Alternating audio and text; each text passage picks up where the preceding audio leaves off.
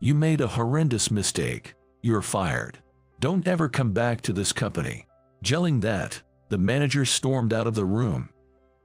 So, I'm getting fired, huh? I've been contributing to the company without any major errors, but it seems I need to start job hunting. But on the second day after being fired, my cell phone suddenly rang. Oh, good, you answered, David. Can you come back to the office right now? Having been told this, the scene I saw when I arrived at the company was: my name is David. I live with my loving wife and an energetic 8-year-old son. I work for a subsidiary of a major food manufacturer, handling the ordering and receipt of food products.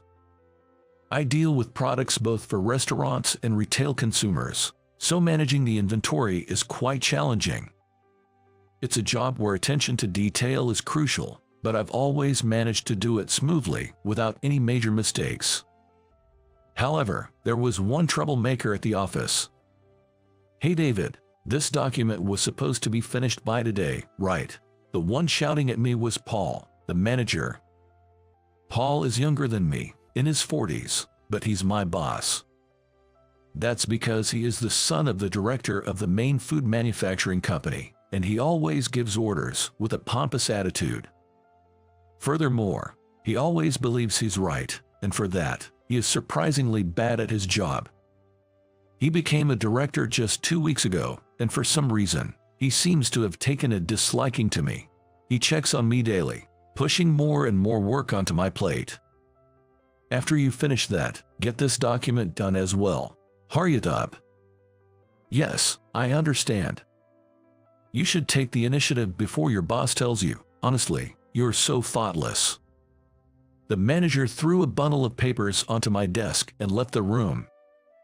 As I was picking up the scattered documents, I could hear my colleagues whispering to each other. I wasn't trying to eavesdrop, but being in the same room, I couldn't help but overhear. Paul is always tough on David, isn't he? David does his job so meticulously, and without any mistakes. I wonder why. But David can be a bit absent-minded, you know. He doesn't hold any significant position at his age, right? Maybe he's not interested in climbing the corporate ladder. Well, with that kind of attitude, promotion seems tough for him. Even when younger manager scolds him, he just brushes it off with a smile. As I overheard my colleagues chuckling behind my back, I let out a sigh. Let them talk. I'm just doing my job my way. Doing what I need to do, my way. I continued to tackle the tasks assigned to me by the manager. However, one day, while I was working as usual, a colleague suddenly began to panic. Answering the phone, he was sweating profusely and kept repeating apologies. Wondering what had happened, the colleague hung up the phone and approached me. David, what's the meaning of this? Me. The colleague handed me a note. The content was a complaint from a major client. What's going on? We ordered 50 units of the regular business product and 500 household items to hand out as samples, but they received only the 50 units of the business product. They were furious, saying they were supposed to distribute the household items at an event in 3 days. How will we make this right? You're kidding. That can't be. I've never made such a mistake before, and I was sure I checked this order too. Why did this happen? I started to panic. I handled orders for 2 types of products, business and household. The large packs for business and the individually packaged household items have the same product name, so they're easy to be mixed up. Because it's an area prone to errors, I always double-checked, especially since it would be difficult to correct such a mistake. But the fact remains that we've got this complaint. Quickly composing myself, I opened my computer to verify the order. The purchase order showed a record of 50 business products. That's strange. I'm sure I ordered the 500 household items as well. Unable to believe my eyes, I felt a sudden chill. Then, the next moment, Paul's loud voice echoed throughout the room. What kind of mistake is this, you useless employee? No, I'm sure I ordered the 500 household items too. Enough. You clearly only ordered the business products. If you have time to make excuses, Find a way to gather those 500 household items now. Paul pushed me against my desk in anger and stormed out of the room. My colleagues looked on with concern at the altercation between manager and me, but none offered help. Either way, I have to find those household items. I quickly returned to my desk and started calling our branches. I'm sorry for the sudden request. If you have any spare household items, could you send them over? Please, I'd really appreciate it. Thank you so much. I owe you one. Only 240 left. Only 3 days left until the event where our client will participate. Can I really gather all 500 by then? No time to doubt. I need to do whatever I can right now. I frantically made calls to address the situation. I deeply apologize. Yes, thank you for checking. I kept bowing and asking if they had any stock.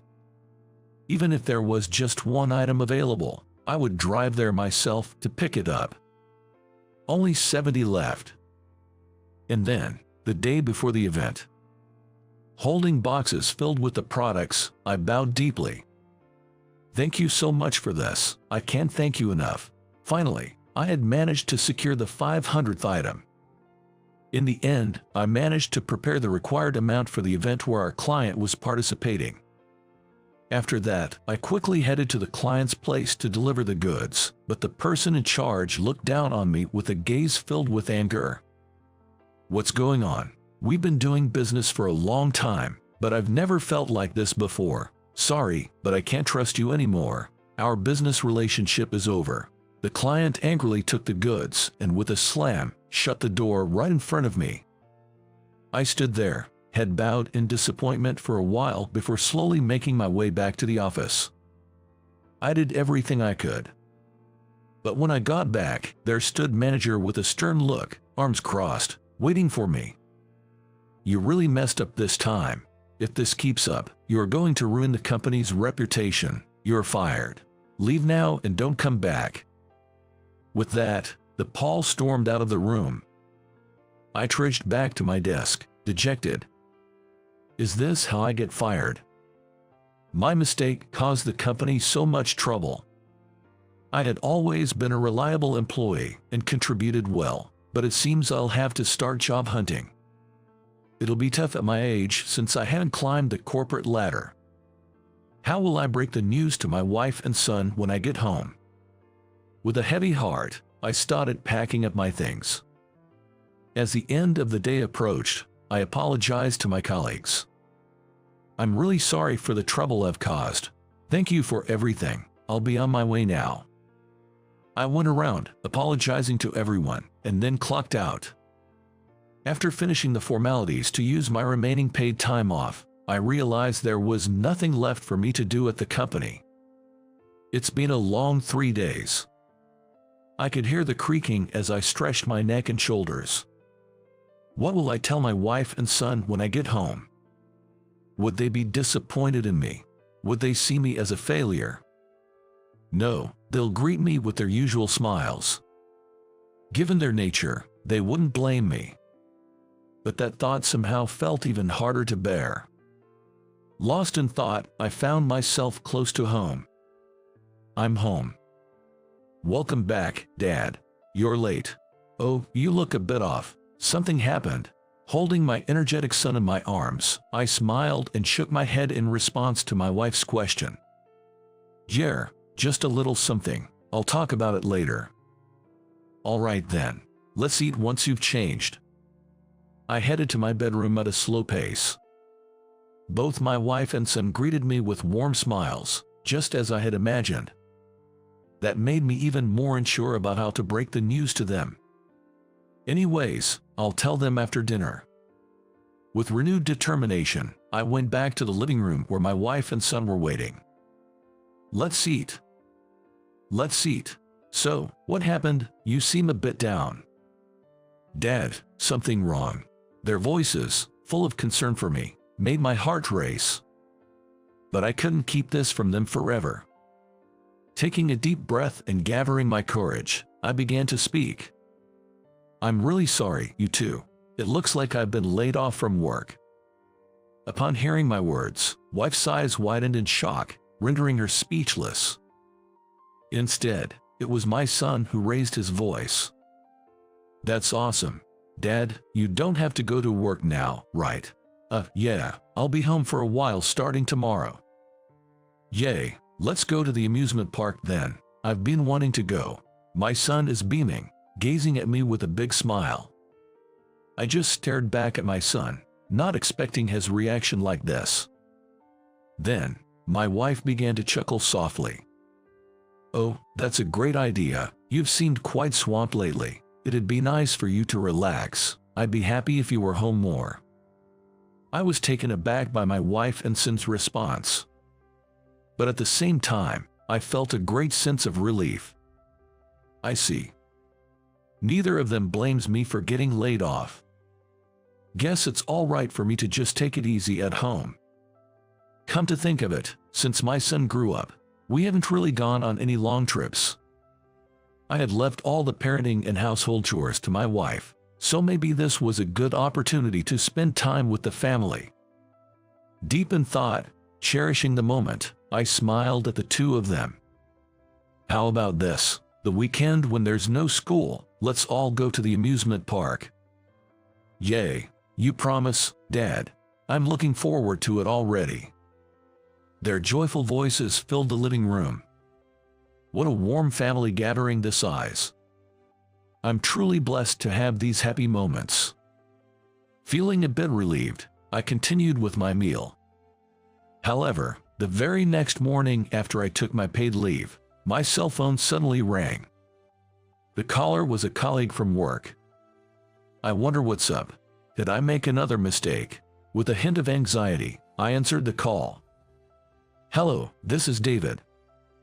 "Oh, David, glad you picked up. I'm sorry to bother you during your vacation, but can you come to the office right away? Did something happen? I'm sorry. Please come back as soon as possible. I can't explain in detail over the phone, but it's urgent." "Understood. I'll be right there." Hearing the urgency in my colleague's voice, I quickly got dressed. My wife looked at me with a puzzled expression. "Is everything okay? Was that the office?" "Yeah, they need me. I'm heading out."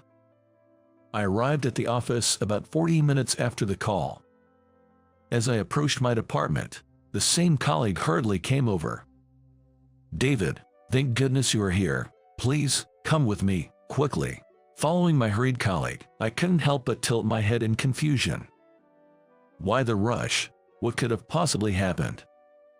As we ran, he started explaining the situation to me. According to him, the morning after I was fired, an infuriated CEO stormed into our department. "Why isn't he here? Explain this." Are you talking about David? We're okay without that guy." Paul, who was there, tried to calm the CEO, but that seemed to make him even angrier. "What are you talking about? Just bring David back now." That's when they decided to contact me. Hearing my colleague's story, I was still puzzled. "But I was fired, right?" My colleague looked just as baffled. Leading me further, we soon came upon the CEO and a visibly upset manager. "Hey, David, good to have you back." I was under the impression I was fired." Hearing the word fired, the CEO opened his mouth in surprise. But soon, he broke out into a hearty laugh. "We'd never let you go. Without you, who's going to manage transactions for the company?" With that, the CEO showed me his computer screen. There, I saw the order page for our products. Spotting a red warning icon on the screen, I couldn't help but raise my voice. "Hey, something's off here. It looks like no orders have been placed since the day after I got fired and went on paid leave." "Well, that's because you weren't here." Why would orders stop just because I'm not around?" "Because, David, it's a job that only you can handle." The CEO then handed a note to Paul, who sat silently. "Paul, can you place the order from this note?" "Sure." Upon receiving the note, Paul moved to the computer. However, as he was about to place it, he stopped, looking utterly confused. "Excuse me, what's written here?" I need this in English to place the order." Hearing Paul's words, the CEO burst into hearty laughter. After a short while, he regained his composure and looked straight at me. "All right, David, can you handle the order from that note?" "Wait, what? No way, if I couldn't do it. There's no way David could." "Just get up and hand that note to David." Following the CEO's command, Paul, looking a tad grumpy, passed the note to me, pushing it into my hand with a look that said, "Like you can't do any better." I took the note, sat at the computer as instructed, and checked the order details. Then, I began placing it as usual. "This is a food product from Singapore. I'm placing the order now." "Is that English?" The words look all jumbled. "The next item is from Australia." What's this product called? I can't read this at all." Paul kept interrupting, but I steadily continued with the order. Once I'd entered all the items from the note, I turned to the CEO. "If there's anything else, I'll order it right away. We have our regular order with South Africa coming up soon, right?" "That's right. Hey, if there are any order requests, bring them over. David's back, and he can handle it right away." Upon hearing the CEO's words, several employees immediately rushed over. "David, could you please handle this? I need this done too, and urgently." As I busily input the orders from the forms being handed to me, I overheard Paul mumbling complaints from afar. "I can't believe it. How can David, of all people, place these orders?" That's when it hit me. It seems Paul didn't know I was proficient in English dialects. In fact, during my college years, I had researched various English dialects and had almost aced the test. I had especially studied English influenced by local languages in places like Singapore and South Africa, which allowed me to understand order forms without constantly looking up local terms. Being able to read and write all communications with vendors from those countries had been quite beneficial in transactions. Once I had finished inputting all the requested orders, I double-checked the product names and quantities. "All right, everything seems correct, and send." I felt relieved to have successfully placed the orders, but I then noticed something odd. What's this? This computer was exclusively for orders, and it displayed order history and the last update history once an order was finalized. Moreover, an employee ID was required to operate this computer, so the name of the employee who was using it at the time was also recorded. Upon checking the records, the last update was still on the day I was told I'd be fired. However, the last person to update it was listed as Paul. I see, that's what happened. "What's going on, David?" Everything became clear, and I stood up abruptly. "The order mistake the other day wasn't my fault. Isn't that right, Paul? What are you on about now? It was your mistake, and that's why you were fired, wasn't it?" Confronted by my accusation, Paul, with a red face, retorted. He fervently pointed to the computer screen I had been working on. "You were the expert at ordering, weren't you? Plus, you just said that you're the only one who can understand that gibberish English, right? You really won't admit it, will you? Then, let me show you the evidence." With that, I promptly printed out the screen. I showed the printed paper to everyone present. "Take a look here. It says Paul under the last updated column, doesn't it?" "No, that's..." Paul stammered, flailing his hands, but everyone's gaze was fixed on the paper I held. The CEO took the paper from me, staring at Paul's name intently. After a moment, he said in a grave tone, "It seems it's time for you to leave this company, Paul." "No, this must be some mistake," Paul began, pale-faced, trying to explain himself. But the CEO, with a stern look, declared, "I'll be informing your father about this. Expect appropriate consequences. Brace yourself." The CEO fixed his gaze on Paul and then left the room. Suddenly, Paul let out a short cry and collapsed weakly to the floor.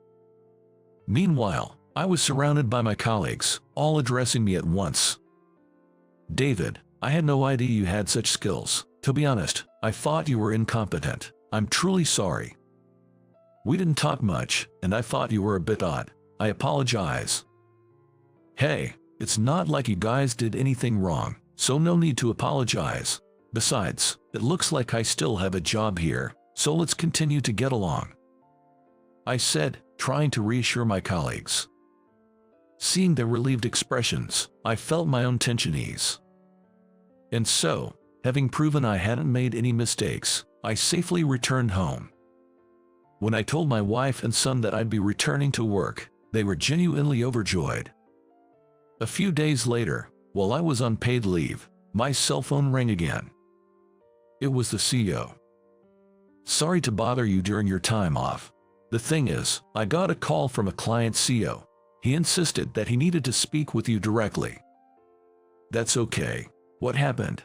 "After the order mishap, the client wanted to know if it truly was your mistake.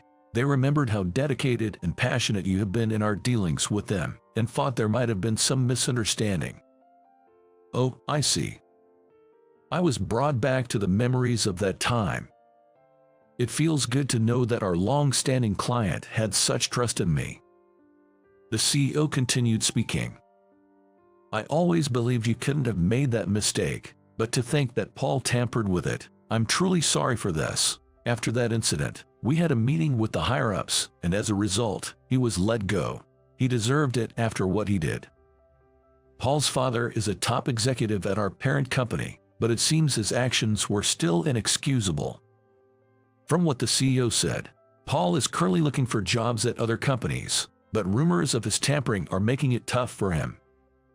After hanging up, I took a deep breath. Now, I can get back to work as usual. With Paul gone, I'm even more motivated. Seeing my renewed energy, my wife said, "Seems like some good news," and chuckled.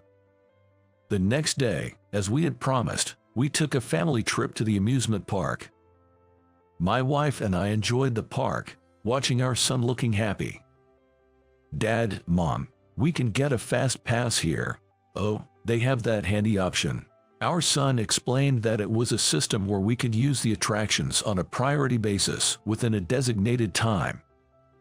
Seeing how much our son has grown without us realizing makes me feel warm inside. And so, we enjoyed the amusement park the entire day. Soon, the day to return to work arrived. I'm off. I left the house earlier than usual. The familiar commute route looked brighter to my eyes. Upon arriving at the office, I brushed off the dust from my suit and slowly entered the building. "Good morning." "Oh, good morning, David. I hate to bother you right as you get in, but could you handle this for me?" In his colleague's hand was an order form for Singapore. "Yes, leave it to me." And just like that, my daily routine began to get back on track. 6 years ago, I used to think like this. I'm the happiest man in the world, I believed. Catherine and I met in a college. I confessed my feelings to her, and we started dating. Together, we went on diner-hopping adventures, watched our favorite movies, took drives, and spent quality time together. After dating for a while, we moved in together, and once we both secured jobs and got settled in, I proposed her and we got married. Every day was blissful after we became a married couple. Whenever Catherine answered the phone at home, she'd say, "Hello, this is Thompson," with a slightly shy expression. I adored watching her in those moments. For our first wedding anniversary, we decided to make it a memorable one and plan a spa getaway. I took the afternoon off to buy Catherine a surprise gift and stopped by a jewelry store. Just as I stepped outside after making the purchase, my cell phone inside my bag rang. "Is this Mr. Robert Thompson's?" It was the police on the other end. At that moment, I felt my blood drain from my face. Could Catherine have gotten involved in some kind of incident? That crossed my mind. The officer on the other end calmly began to explain. "There was a fire in a building full of restaurants downtown, and your wife was in a meeting in the shop next to where the fire started. Cardboard boxes in the hallway caught fire quickly. The flames didn't reach the store Catherine was in, but it quickly filled with thick smoke. She lost consciousness and was rushed to the ER, the officer explained. I understand. I'll be there right away. I felt disoriented and panicked, but I managed to hail a cab and rush to the hospital where Catherine was taken. The 30-minute ride to the hospital felt like hours. My heart raced. Please let her be okay. But my prayers went unanswered. When I arrived at the hospital, Catherine was already covered with a white sheet. The doctor tried to explain, but I couldn't absorb any of it. I sank to the ground, my mind a blank. After 1 week after funeral, I returned to work, just getting through each day. That was all I could manage. Colleagues tried to cheer me up by inviting me out, but I had no interest. I couldn't accept the reality. Then, after marking the 5th anniversary of her passing, something unexpected happened one day. The administrative assistant in my department, named Amy, went on maternity and parental leave. For the 6 months that Amy was away, we contracted with an agency to bring in a temporary assistant. On the following Monday, during the morning briefing, the temp, named Jessica, was introduced. I'll be here for the next 6 months. Looking forward to working with you, she said, bowing slightly. My boss gestured towards me and said, Robert, could you? He then explained to Jessica, follow Robert for a while to learn the ropes. I couldn't help but stare at Jessica. I felt my heart pounding. I managed to maintain my composure and said, I'm Robert. Nice to meet you, but I probably stared at her too intensely. She looked so much like Catherine. So identical that I wondered if she was Catherine reincarnated. This is gonna be tough, mentoring her. Jessica, how good are you with computers? I asked. She smiled briefly and said, looking me straight in the eyes, I have a basic understanding of everything. I remember Catherine always smiled first before answering confidently. In the evening, when I happened to glance at her entering data, our eyes met. As I hastily tried to look away, she quickly stood up and came rushing over to me. With a cheerful smile, she offered me a candy, saying, Here you go, Robert. When you're tired, take some glucose. I recalled Catherine giving me the same advice when I brought work home. And then, I realized I was searching for Catherine in her. I always thought Robert was approachable, but sometimes he looks so sad. Is it just my imagination? When I ask about work, he explains everything thoroughly, but he rarely talks about his family. What concerns me most is that I've never seen Robert laugh. He must have gone through something tough.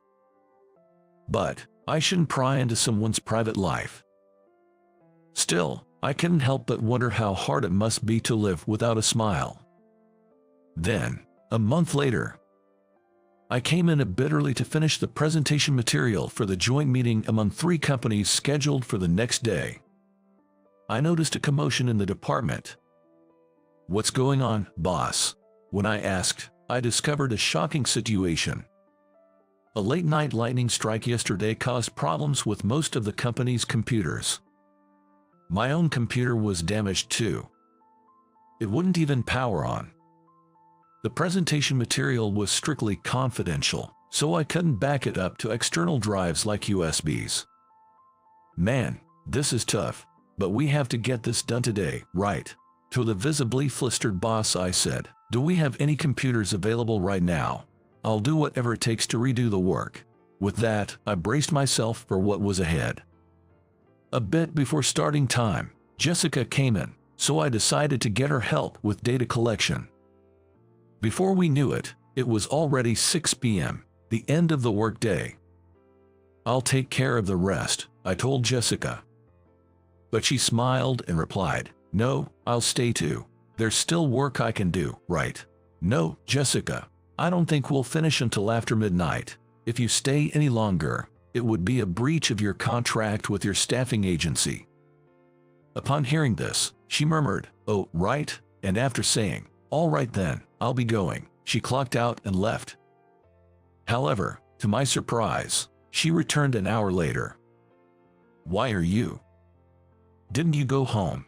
A stun me was met with a smile from Jessica, who said, "It'll be faster if we both do it." "Oh, consider this as volunteering, so it's outside of the contract," and she cheekily stuck her tongue out.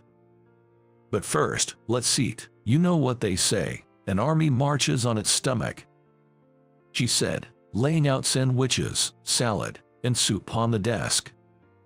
"Thank you, but after eating, you should really go. I don't want you to miss the last train." I tried to persuade her, but she was quite stubborn. Once she made up her mind, there was no changing it. Even in that, she was so much like her. Even then, I couldn't help but see my wife in her. "Robert, do we need a graph for this strength explanation?" "Well, we need a graph from an experiment conducted in Japan about metal strength. I'll look it up later," I said, thinking she could first extract the local data. Jessica then smiled and said, "No worries, I can do it. I understand Japanese." Her Japanese skills were impressive. She found international sites on metal experiments that I wasn't aware of and translated them swiftly. And by 4 a.m., we finally completed the material. Thanks to Jessica, I finished 3 hours earlier than I expected. She made 2 coffees and said, "I'm glad it's done," with a smile. Then suddenly, I decided to ask her something I'd been curious about for a long time. "Hey Jessica, this picture is of my wife. Do you happen to know her?" I showed her a photo of Catherine saved on my phone. For a moment, she looked shocked, but then her expression turned sad and teary-eyed as she said, "I know her very well." "So, you're Catherine's husband. Were you close friends with Catherine?" "It's our first time meeting, right?" As I asked, she began to slowly share her story. "Catherine and I are cousins and grew up together. We spent every day together until I graduated from middle school. But then, due to my father's job transfer, my whole family moved to England. We returned when he was transferred back to the main office 2 years ago. That's why I couldn't attend Catherine's wedding or funeral." Tears streamed down her face as she continued. "After returning to the US, I tried to visit the address from the wedding invitation, but they had already moved. I quickly apologized to her, feeling guilty. "I'm so sorry, Jessica. I didn't realize you tried to visit. Thank you so much." As I bowed my head, Jessica, who had been teary-eyed, suddenly chuckled. "Robert, you're exactly as Catherine described you."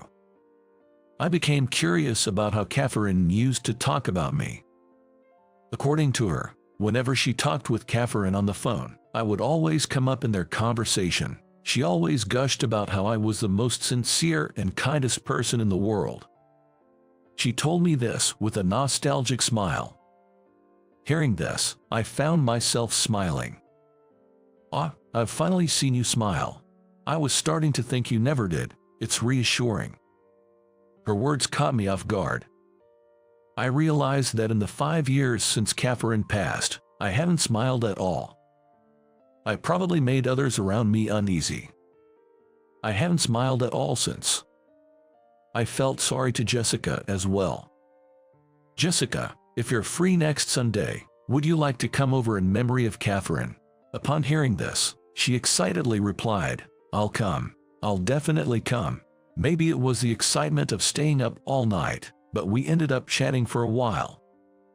Concerned about our presentation later that day, we soon left for the office. The joint presentation with the other 2 companies turned out to be a huge success. Jessica, having lived abroad, showcased her Japanese skills, collecting numerous data from Japan. Her translations were highly praised. Our manager was smiling throughout. Several days passed, and then came Sunday. As promised, she visited me in memorial for Catherine. She prayed for more than 20 minutes.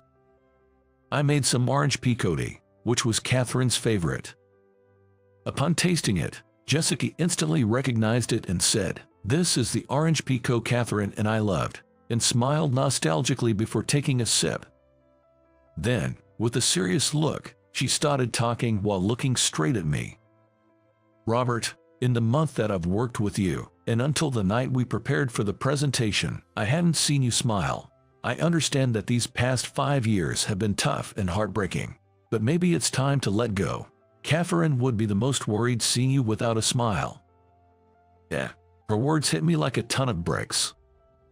I felt as though I had just woken up from a long slumber. I've lost my emotions, and I wonder what Catherine would think if she saw me like this. Being the warrior that Catherine was, she might still be concerned about me. Maybe she hasn't found peace in heaven yet. Seeing me deep in thought, she said, "I'm sorry, I shouldn't have spoken out of turn," and lowered her head. No, you're right. I shouldn't keep Catherine worried forever. I probably worried you too this past month. I'm truly sorry. I apologized to her. She smiled and said, "No, thank you for realizing, and thank you for letting me meet Catherine today." She has the same laugh, same way of talking, and even the same genuine kindness. I thought that perhaps it was Catherine who brought her to our company. After that, she often visited our home and brought beautiful flowers and delicious treats to place before Catherine's memorial. And I started going out with her for movies and meals. Lately, I've come to cherish her slightly dominant side and the way she accidentally speaks in Japanese when she gets mad. Today marks the anniversary of Catherine's passing. For 5 years, I visited Catherine's grave alone, but today, we both visited together. She meticulously and gently cleaned Catherine's gravestone. We placed flowers, a candle, incense, and Catherine's favorite, cheesecake, and paid our respects. Catherine, I think I've been a cause for concern since you passed. I'm sorry, but I have something to tell you today. I'm going to be happy with Jessica, and every year on this day, I'll come and tell you how we're doing, so you don't have to worry anymore. As I spoke in front of the grave, Jessica, teary-eyed yet smiling, spoke to the gravestone. Catherine, you know Robert's a bit unique, right?